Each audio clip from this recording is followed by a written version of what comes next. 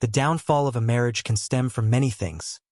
A heated argument, unresolved tension, or, as in my case, a revelation that changes everything. It wasn't the fight itself that ended my relationship with Stacy. No, it was what I uncovered in the middle of one of our usual, all-too-familiar squabbles. It all began on a seemingly ordinary Saturday morning. Stacy and I once again found ourselves caught in yet another shouting match. Funny enough, I can't even remember what triggered it. Probably something trivial. Dirty dishes, laundry left unfolded, or some other petty household disagreement. That was just how we were throughout our time together. We both had this insatiable need to prove we were right, to impose our opinions on each other as if every little thing was a battle that needed to be won. Our fights could get so intense that we'd go days without speaking. It didn't matter if the argument was over what movie to watch or whether someone should rinse their coffee cup. Our tempers flared with the same intensity. At some point, we accepted this as our Italian-style relationship, convincing ourselves that fiery clashes were just part of the passion. That morning was no different. We yelled, threw hurtful words at each other, digging deep to find the sharpest insults, the ones that would sting the most. Then Stacy screamed, "That's it. I'm done. I'm leaving you forever." Without thinking, I shot back, "Who even needs someone as hysterical as you? Where are you going to find another idiot willing to put up with you?" I know, not my finest moment. But back then, all I cared about was landing the most painful blow. Normally, she'd snap back with something just as cutting. But this time something shifted. Her expression changed. Her anger didn't explode outward like usual. Instead, her eyes burned with a quiet, controlled rage. And then she said it. "You think no one wants me? My boss has been after me for a long time. He actually thinks I'm amazing." With that, she slammed the door and walked out. Her words hit me like a truck. I was shattered, overwhelmed with rage and betrayal. I needed to confront her, to scream, to demand an explanation. But despite my temper, I had never and would never lay a hand on a woman.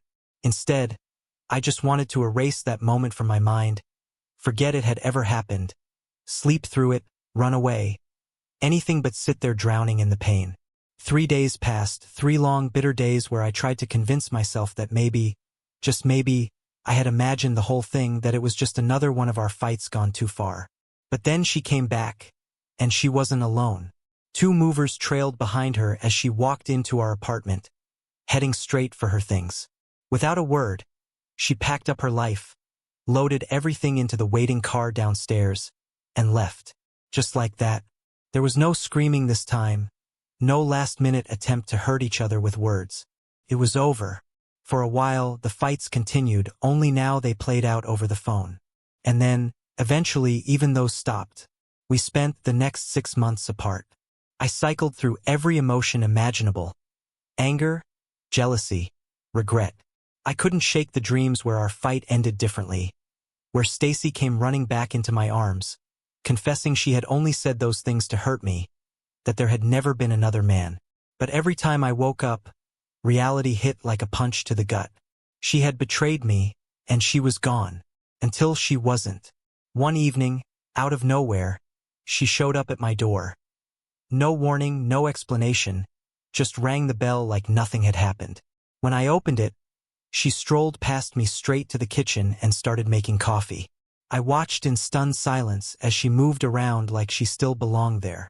Then, as if 6 months of chaos and heartbreak had never, ever happened, she took a sip of her coffee, looked me straight in the eye, and said, "I want to start over."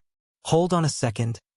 I cut in, unable to hide how much her words unsettled me. "You do realize there's one thing I can never forgive, right? Infidelity. Physical infidelity." Stacy lowered her gaze, avoiding my eyes, but I wasn't done. "The thought of you being with someone else, of you and him together, will never leave me. It'll creep into my mind at the worst moments, haunt me every time we're close. And I know myself. I won't be able to move past it." She didn't say a word. Neither did I. The silence between us was suffocating. Deep down, a small, desperate part of me clung to one last hope. If she made it all up just to hurt me, that would be different. That maybe I could forgive. After thinking it through, I realized starting over might actually be possible. And then, as if reading my mind, Stacy confessed, "I made it all up. There was no affair.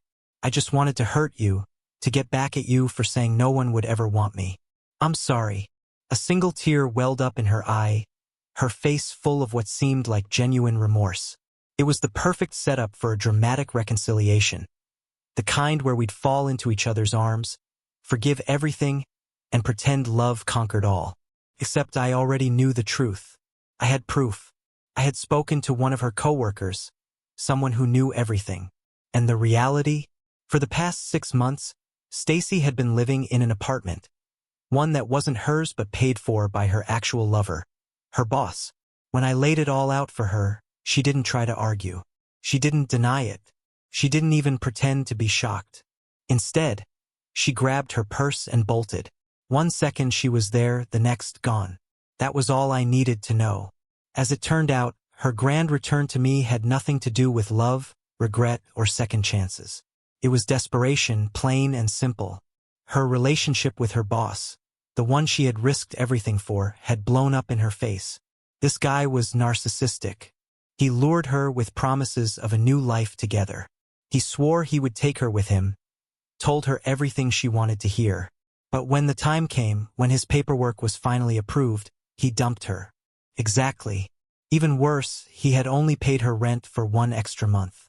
That's when reality hit her. She'd been used. And suddenly, her imperfect, ordinary husband, the one who had always taken care of her, didn't seem so bad. So she came crawling back, ready to lie to my face, hoping to rewrite history. But her little act didn't work. Now she's the one left picking up the pieces, while her lover flies off to a new life without her. And me? I'm finally free from the lies. So guys, if you all liked today's story, please like the video and subscribe to our channel. And don't forget to press the bell icon. Thank you for watching.